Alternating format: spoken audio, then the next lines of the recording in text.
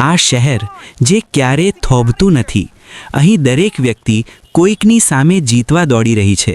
કોઈને પૈસા જોઈએ છે, કોઈને પદ, તો કોઈને માત્ર એકબીજાથી આગળ નીકળવું છે.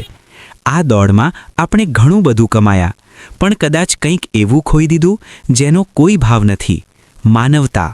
પણ આ જ ઘોંઘાટ વચ્ચે એક એવી જગ્યા છે જ્યાં સમય થંભી જાય છે. મગન કાકાની ચાની લારી.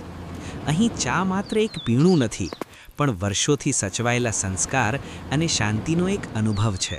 બેટા, ઉતાવળમાં તો માત્ર તરસ छिपाય, સંતોષ તો નિરાંતે જ મળે. 2 મિનિટ બેસો, આદુવાળી ગરમા ગરમ ચા પીશો એટલે તમારી બધી જ ઉતાવળ ઉતરી જશે. મગન કાકા જાણે છે કે જે માણસ આજે ઉતાવળમાં છે તેને ચા કરતાં વધુ શાંતિની જરૂર છે, અને આ જ તેમની વિશેષતા છે. ક્યારેક જિંદગીમાં એવો વળાંક આવે છે જ્યારે માણસને લાગે છે કે બધું જ ખતમ થઈ ગયું છે. વિવેક પણ આજે એ જ મોડ પર હતો. નોકરી છૂટી ગઈ હતી, દેવું વધી ગયું હતું, અને ઘરે જવાની હિંમત નહોતી. કાકા, મારી પાસે પૈસા નથી. બેટા, જે ચા પીવડાવવામાં મારે પૈસા ગણવા પડે એ ચામાં મારો પ્રેમ નહીં પણ મારો અહંકાર હશે. તું મહેમાન છે, પી લે.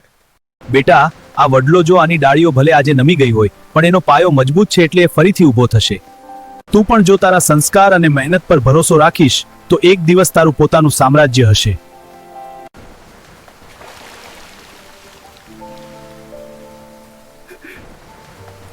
આ માત્ર ચાનો કપ નહોતો, એ વિશ્વાસ હતો કે દુનિયામાં હજુ પણ માનવતા જીવે છે.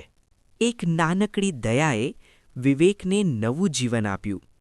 તેણે નક્કી કર્યું કે તે મગન કાકાના આ માનવતાના પાઠને વિશ્વ સ્તરે લઈ જશે.